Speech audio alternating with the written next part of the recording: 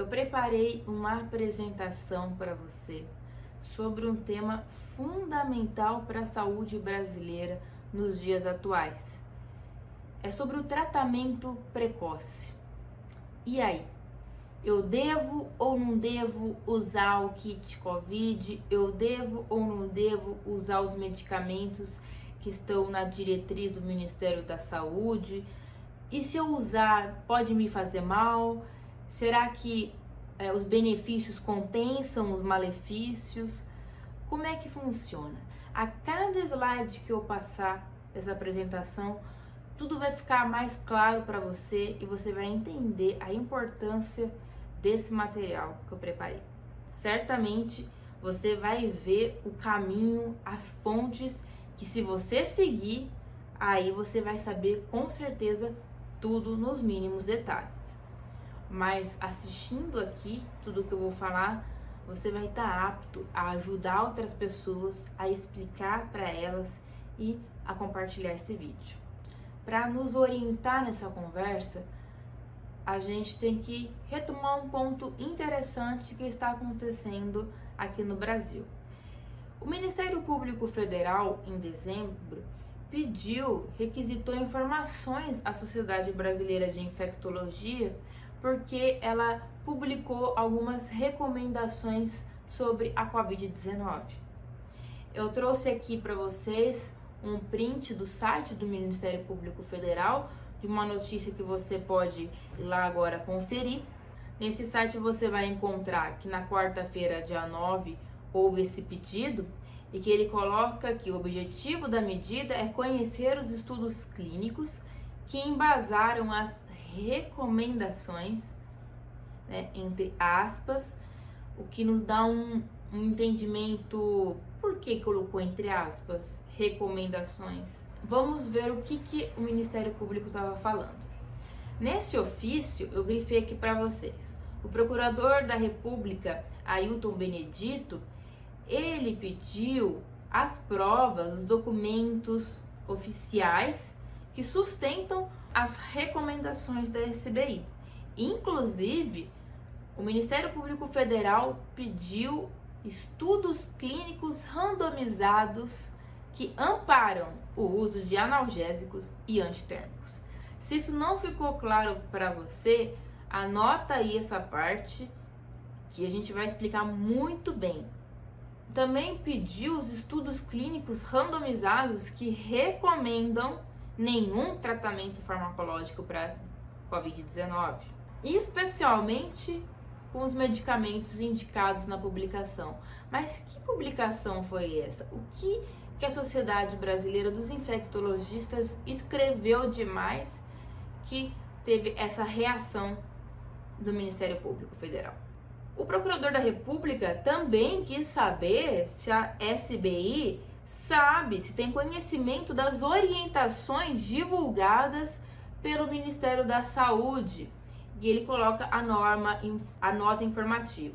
Se vocês fizeram uma recomendação aos pacientes utilizando a ciência, olha o que ele fala aqui: se vocês vão me provar que tem a ciência aqui nesses documentos, e por isso que vocês recomendaram isso, e se vocês estão cientes do que o Ministério da Saúde orientou, então o Ministério da Saúde não é válido para você, Sociedade Brasileira de Infectologia? Os estudos científicos não têm valor científico? Toda essa discussão vai nos ajudar a entender muito sobre o tratamento precoce e sobre a própria Covid. A parte 2 fala sobre o tratamento precoce nos primeiros dias dos sintomas.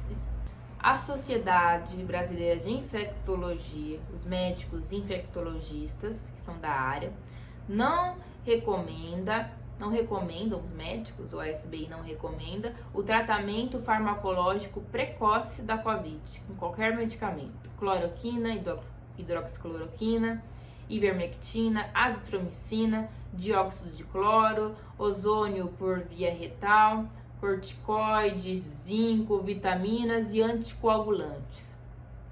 Porque os estudos clínicos randomizados com o grupo controle existentes até o momento não mostraram benefício. E, além disso, esses medicamentos podem causar efeitos colaterais. Porém, a sociedade já coloca na nota que ela não está sozinha, ela está usando a Sociedade de Infectologia dos Estados Unidos, da Europa, o NIH, que é o Instituto Nacional de Saúde, CDC, OMS, OPAS, outros órgãos e instituições mundiais.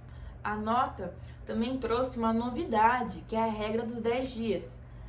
A nota colaborou com a ciência e com os outros médicos que não são da área, cardiologistas, pediatras, que não estudam todos os dias, que não podem ver todos os dias sobre essa doença infecciosa, a como é que eles têm que orientar os pacientes. Você também não sabe dessa regra dos 10 dias, possivelmente. O que é essa regra? É o paciente que deu positivo pro COVID, ele, a partir do primeiro dia dos sintomas, ele vai ficar 10 dias em isolamento.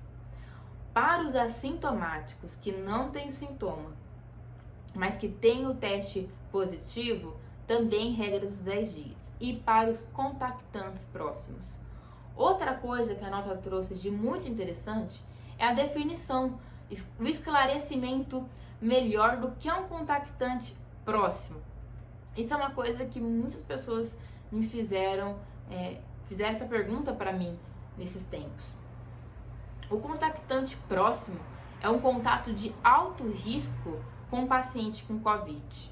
É quando você tem contato com alguém que está positivo para a doença ou que você não tem a certeza, só que você teve um contato de 15 minutos ou mais sem máscara por uma distância menor que 1,8 metros. Acontece isso principalmente com marido e mulher, que vai deitar na cama, estão sem máscara, pessoas que estão convivendo na mesma casa, que vão almoçar juntos, acabam ficando alguns momentos sem a máscara. E se alguém tiver suspeita ou tiver com COVID, você é um contactante próximo também, a regra de 10 dias vale para você. Eu tive contato com alguém com COVID e eu não sei se eu tô com a doença ou não, eu não tenho sintoma nenhum, o que eu faço? Você pode fazer o swab nasal e esse teste ele deve ser colhido de 6 a 8 dias depois do último contato. Por quê? Porque senão não dá tempo direito do exame detectar o vírus ali. Se você teve o contato hoje e já vai hoje fazer o exame, ele vai estar negativo e às vezes você pode desenvolver a doença nos próximos dias. Outra informação importante da nota da SBI, mais uma informação para você compartilhar e escrever aí. Agora, meu resultado deu positivo, mas eu tô sem sintoma. Entrei em contato com alguém sem máscara. Depois de uma semana fui fazer o teste, deu positivo, mas eu não tô sentindo nada. Você vai fazer a regra dos 10 dias depois que você colheu o exame. Então, o exame veio positivo, mais 10 dias, tá? Então, regra dos 10 dias valendo. Essa nota trouxe esses esclarecimentos, esses detalhes que ajudam muito. O sexto ponto fala sobre a reinfecção. A SBI informa que é algo incomum, que parece ser incomum, e que as pessoas que tiveram a doença com sintomas ou sem sintomas têm pelo menos de 3 a 5 meses de imunidade. Porém, a gente já tem estudo em andamento e em breve eles estarão finalizados para a gente saber. A sociedade fez um belo documento, uma bela resposta que vale a pena todo brasileiro saber pelo menos uma parte do seu conteúdo. Para começar, a sociedade lembra do quanto que ela é reconhecida internacionalmente, dos trabalhos que eles fazem, que o próprio Ministério da Saúde utiliza também a sua parte técnica, os seus afiliados da sociedade, que eles participam dos departamentos de doenças crônicas, da Anvisa. Eles começam apresentando todo o repertório da Sociedade Brasileira de Infectologia que eles só falam aquilo que eles têm um embasamento científico, porque eles são uma referência. Eles lembram que sempre foi uma referência, mas que agora parece não ser mais, porque está em desacordo com o Ministério da Saúde. Por que isso acontece? Tem uma frase interessante que eles colocam em resposta ao Ministério Público Federal, que é essa. Trouxe para você. Também é importante destacar que a SBI é completamente a favor do tratamento precoce para a Covid-19, assim que qualquer fármaco demonstrar segurança e eficácia no seu uso nos primeiros dias de sintoma, o que infelizmente até a presente data não ocorreu. Algumas pesquisas estão em andamento nessa fase inicial, tratamento precoce, e ainda temos esperança que no futuro próximo possamos comemorar juntos tal avanço científico. A sociedade, ela não é contra o tratamento precoce, ela é super a favor, desde que ele faça bem para as pessoas. Então quer dizer que faz mal esses remédios? Que mal que eles podem fazer? Eles também lembraram que foram eles, a primeira sociedade, a falar sobre o uso do corticoide, da dexametasona, nos casos dos pacientes com Covid. Mas o corticoide, ele deve ser usado não no começo, é quando a doença avança, por critério médico que vai ser receitado. No começo da doença, se você der o corticoide para o paciente, você piora a saúde dele. Isso por quê? Esse tipo de remédio, ele serve para diminuir a sua resposta imune, para diminuir a inflamação. E no começo da doença, seu corpo tem que estar lutando contra o vírus. Você vai atrapalhar essa resposta. Mas então por que dão no final? Porque no final o seu corpo está trabalhando tanto contra aquele vírus que na verdade ele está matando ele mesmo. Eu estou jogando substâncias para destruir esse vírus que está prejudicando, decompondo o meu próprio pulmão. Está estourando as paredes do meu próprio pulmão. Então aí eu tenho que parar. Mas no começo, se eu parar, eu vou prejudicar que o meu corpo elimine o vírus. Isso é muito importante de ser explicado. E é por isso que a gente tem que escutar o especialista, porque ele estudou para entender o mecanismo da inflamação, da invasão celular, de como o vírus age no corpo, de como o seu corpo responde e em que momento cada fármaco deve ser administrado ou retirado. Mas o que acontece? A gente tem uma nota informativa com orientações do Ministério da Saúde para manuseio medicamentoso precoce de pacientes, que data de, prestem bem atenção, 20 de maio de 2020. Não foi revogado, essa orientação está lá. Você tem sintomas leves, moderados e graves. E toda a indicação dos medicamentos que a pessoa deve tomar. Inclusive, eu trouxe aqui orientações de prescrição em pacientes pediátricos. Vamos lembrar disso. Ponto 6 fala sobre a coordenação dessa nota. Ali a gente vai encontrar, por exemplo, a Mayra Isabel Correia Pinheiro, que é uma médica que se tornou muito famosa por ter ido em Manaus recentemente ministrar o curso do tratamento precoce. Enquanto Manaus pediu oxigênio, o Ministério da Saúde enviou alguns médicos para falar sobre o tratamento precoce. Ou seja, ela foi falar sobre a nota que ela mesma ajudou a escrever no Ministério da Saúde. A Sociedade Brasileira dos Infectologistas respondeu ao procurador falando que tem conhecimento dessa nota, porém essa nota, como a gente viu, é de maio, e que daquela data até hoje foi publicado novos estudos científicos.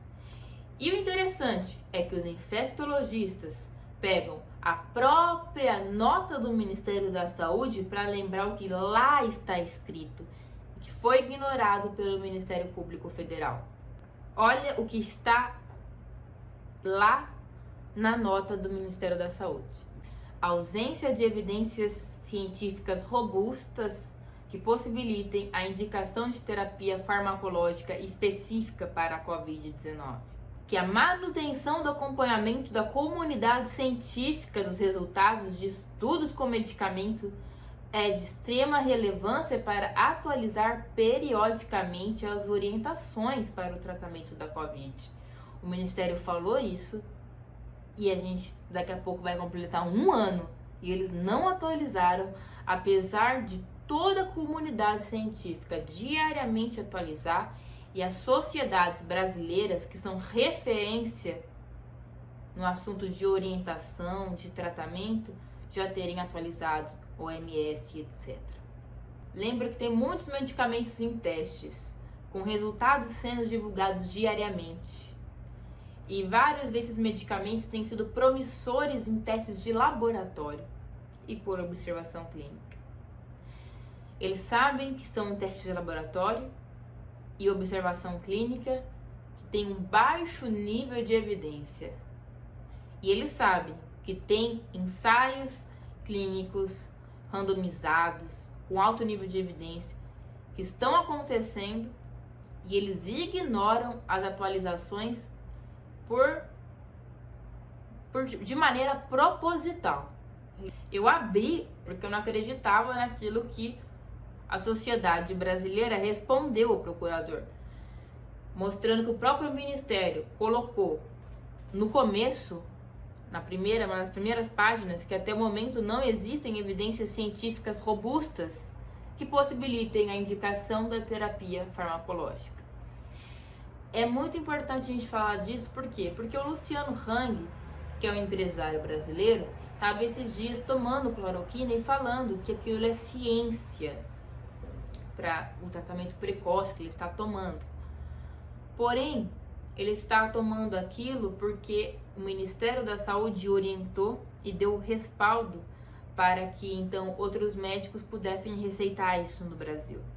E o próprio Ministério da Saúde coloca que não existe evidências robustas e que eles mesmos deveriam acompanhar as atualizações científicas.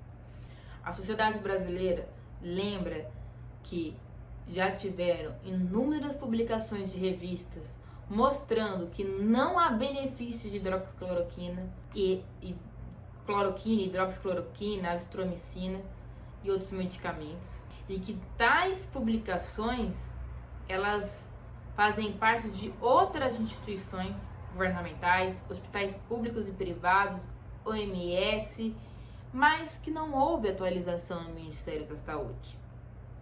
E esse fato mostra a das notas de atualizações emitidas pela Sociedade Brasileira de Infectologia e outras sociedades científicas.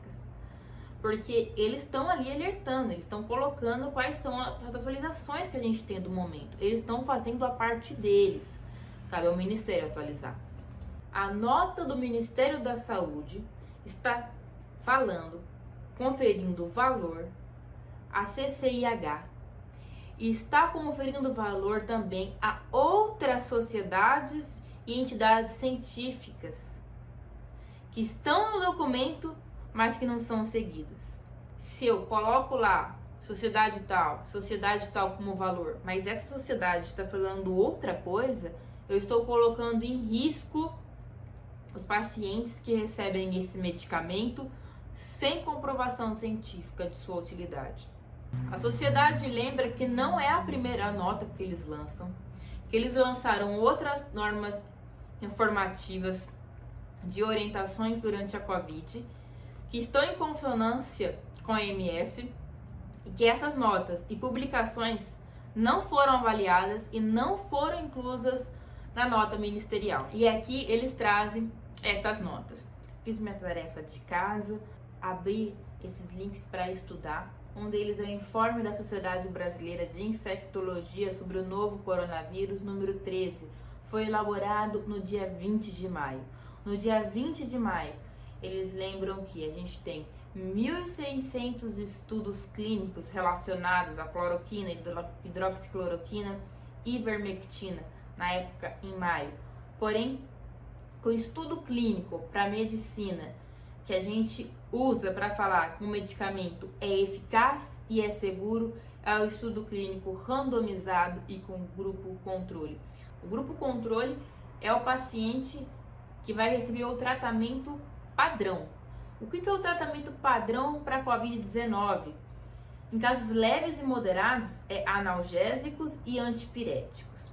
Uma mentira muito difundida na época é que se eu não tomar hidroxicloroquina, eu não estou fazendo tratamento nenhum.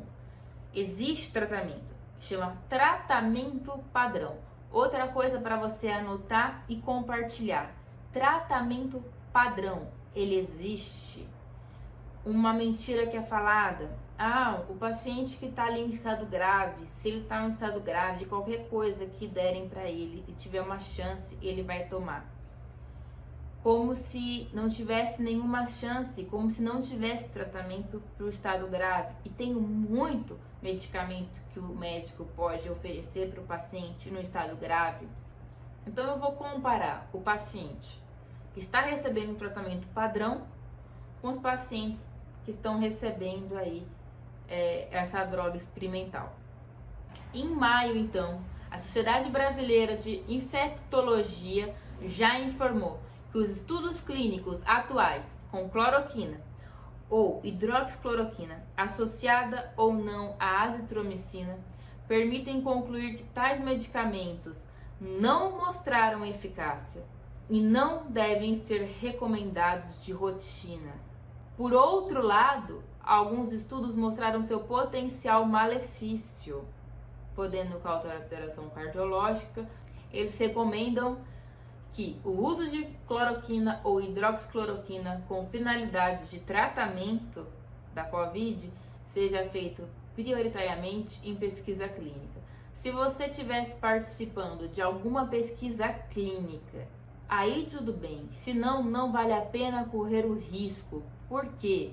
Porque não tinha eficácia. Os estudos randomizados mostravam que não tinha eficácia.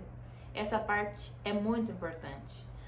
Por quê? Porque o Ministério da Saúde utiliza como base estudos que não são randomizados, que não são grupo controle, estudos que são de laboratório, observação clínica, que não conta, porque eu vou dissertar ali o que eu estou observando, e aí eu vou lá e lanço na internet. E o Ministério da Saúde está falando que um caso clínico, uma observação clínica que um médico escreveu é igual, por exemplo, um estudo que eu tenho mais de 10 mil pacientes, um estudo que eu tenho 5 mil pacientes, que eu dividi um grupo que vai tomar hidroxicloroquina, um grupo que não. Na verdade, o Ministério Público Federal deveria pedir esclarecimentos para o Ministério da Saúde, pedir esclarecimentos do porquê que o Ministério da Saúde acha que não tem ciência na Sociedade Brasileira de Infectologia e na OMS.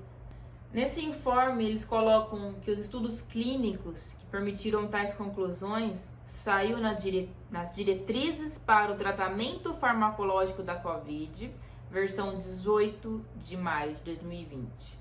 Um documento científico elaborado pela participação da Associação Médica Intensiva Brasileira, os médicos que vão trabalhar na UTI, nos pacientes em estado grave, Sociedade Brasileira de Infectologia e Sociedade Brasileira de Pneumologia e Tisiologia.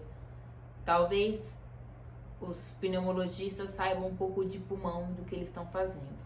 Eles terminam o documento com a seguinte frase: a ciência deve ser a luz que norteia um país e o mundo nas decisões médicas sobre tratamentos.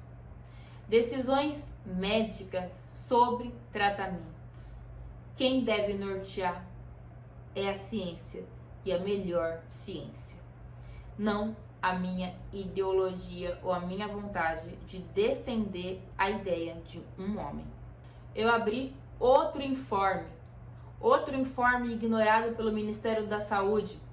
Lá eles colocam que eles estão preocupados porque estão divulgando nas redes sociais informações sobre tratamentos sobre a Covid, que desinformam o público. Cada linha cada slide dessa apresentação está mostrando um crime que foi cometido contra a vida dos brasileiros. Porque o próprio Ministério da Saúde fez parte dessa divulgação inadequada. Sobre a cloroquina, até o momento, os principais estudos clínicos, que são os randomizados com grupo controle, não demonstraram benefício do uso da cloroquina, nem hidroxicloroquina. A sociedade informa, na sua resposta do Ministério Público Federal, na página 4, que vivemos uma séria crise de saúde pública. Não podemos colocar em risco a saúde da população brasileira com orientações sem evidência científica, que é o caso do Ministério da Saúde. A avaliação do uso de qualquer medicamento fora de sua indicação aprovada, off-label, deve ser uma decisão individual do médico, analisando caso a caso e compartilhando os possíveis benefícios. De acordo com o Conselho Federal de Medicina e o Código de Ética, a resolução do CFM, atenção aqui, anotem aí também. É vedado ao médico, artigo 113, divulgar fora do meio científico processo de tratamento ou descoberta cujo valor ainda não esteja expressamente reconhecido cientificamente por algum competente. Lembrem de cada nome de médico que chegou no YouTube informando o que eles estavam fazendo no consultório e como que isso estava salvando pessoas. Porque isso é proibido, é vedado. O médico não pode fazer isso, porque você induz a pessoa ao erro. Numa situação em que todo dia eu vejo pessoas morrerem, pessoas morrendo no meu lado, eu abro o noticiário, tem valas e valas sendo abertas e eu tenho medo. Chego em casa, no meu YouTube aparece uma médica, uma japonesinha, uma senhora ali, falando que ela começou a dar tal medicamento para os pacientes e que ela estava vendo melhor e que eles estavam ótimos. Você não tem nada a perder, você pensa. Eu não tenho nada a perder. Eu vou nessa. Porém, isso já está previsto. As pessoas, elas podem pensar assim. Quem não pode é quem é responsável por cuidar dessas pessoas. Por quê? Os órgãos sabem que essa fragilidade acontece e aí milhares de pessoas saem tomando coisas e essas coisas vão fazer mal, só que elas não sabem, porque não vão fazer mal na hora. É um medicamento que começou a machucar o fígado dela e tá fazendo lesão hepática, e ela não sabe. E ela não sabe que a hidroxicloroquina tem um componente cardiotóxico e que é a ivermectina também, e quando eu caso esses dois, eu posso ampliar o efeito dele e ampliar a morte súbita, como os estudos vêm mostrando. E eu vou mostrar o número do efeito maléfico que esses medicamentos provocaram. A pessoa tá ali, sozinha na casa dela, no momento desse, e os médicos, a ciência não sabe o que responder. A gente não sabe o que dizer para essa pessoa. A gente não consegue dar certezas para essa pessoa. Mas chega aquela senhorinha de fala mansa, de que trabalha num hospital chique, falando: eu tenho a resposta para você. Eles não têm a resposta, mas eu tenho. Essa pessoa que faz isso está cometendo um crime e não poderia ser médico, porque o que ela está fazendo é função de pastor. Falar sobre fé, querer dar respostas que a ciência não pode dar. A medicina deve ser baseada em evidência, porque do contrário, eu vou prejudicar e vou matar os brasileiros. E a gente tem órgãos para fiscalizar isso no Brasil e que estão falhando. Miseravelmente estão falhando. E lembrando que no Brasil a instituição que regulamenta o uso de novos medicamentos é a Anvisa. No meu canal você vai ver a denúncia que o Mandetta chegou um dia de manhã, estava o presidente da Anvisa, estava o Bolsonaro, e o Bolsonaro pediu para que alterassem a bula na Anvisa. Que na Anvisa a bula da cloroquina viesse como serve para o Covid. Eu escrevo o que é ciência e o que não é ciência. É como se ele estivesse falando assim: Newton, a bola não vai, se eu soltar não vai cair para baixo. Se eu soltar vai cair para cima. Escreve aí, é para cair para cima. A gravidade está abolida. Eu aboli. Não é assim que a Anvisa pode trabalhar nesse país, né? Agora, já que o procurador estava perguntando sobre as referências do Ministério da Saúde, vamos às referências então. O valor científico da referência da nota informativa do Ministério da Saúde, ela pode ser válida se a gente lembrar da cronologia. A gente tem que contextualizar ela ao momento. Não podemos falar que aquilo é válido mais. Por quê? Porque, gente, é igual eu falar que a Terra é plana agora. Porque um dia ela foi. Ela foi por milhares de anos dita como plana. A ciência é ciência porque justamente ela evolui, ela muda à luz de fatos novos. Portanto, tem a validade devida. Existem estudos experimentais, estudos in vitro, estudos prévios à pandemia, também lá nas referências do Ministério da Saúde, que não tem nada a ver com a pandemia. Portanto, a gente não pode comparar uma referência do Ministério da Saúde que usa uma plaquinha de Petri com estudos que são feitos em seres humanos. Eu tenho maior qualidade, relevância da informação. E com estudos em humanos, com qualidade, que eu posso construir guias terapêuticos para o tratamento de qualquer doença. Não é só Covid. E isso é à toa? Não é à toa. A prova tá que eu tenho que adequar a utilização de recursos. Por quê? Sabe por quê? Porque eu gasto com hidroxicloroquina que não tem eficiência, que não vai melhorar. E falta oxigênio. Às vezes chega seu tio e fala: mal não vai fazer.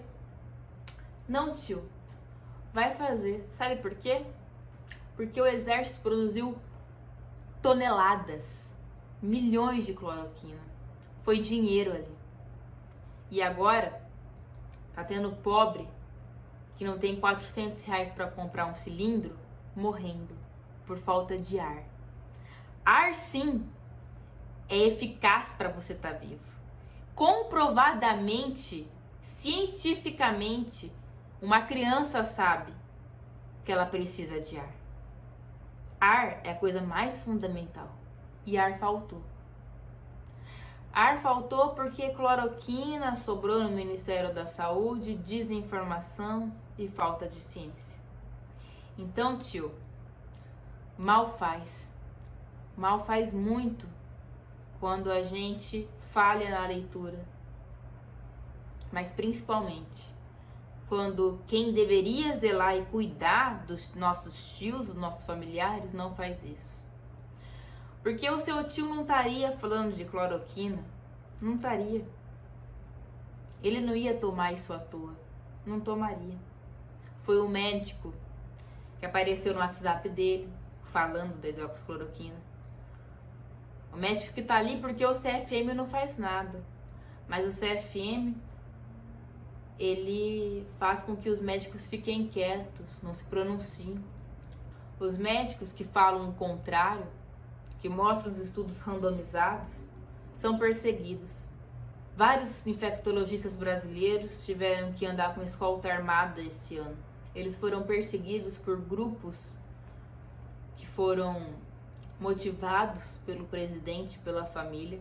Filho do presidente compartilhou links de sites que continham informações sobre esses infectologistas para que pudessem fazer o linchamento contra eles.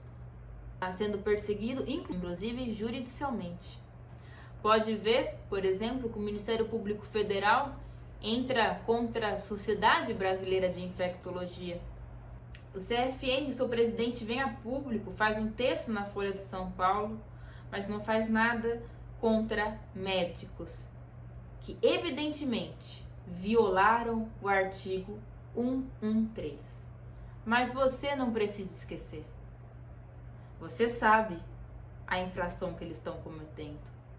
Novos ventos virão. Não desanime. Lembre de tudo que eu estou falando. Anote. Esse vídeo não é uma canção de dormir. É um vídeo que tem que prestar atenção. Não vai ser fácil, mas vai ser importante. Guardem essas informações.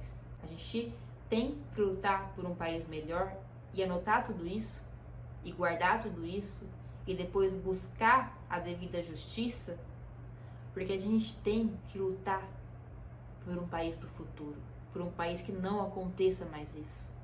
E mesmo que você não participe desse país, a gente luta para deixar esse país aqui.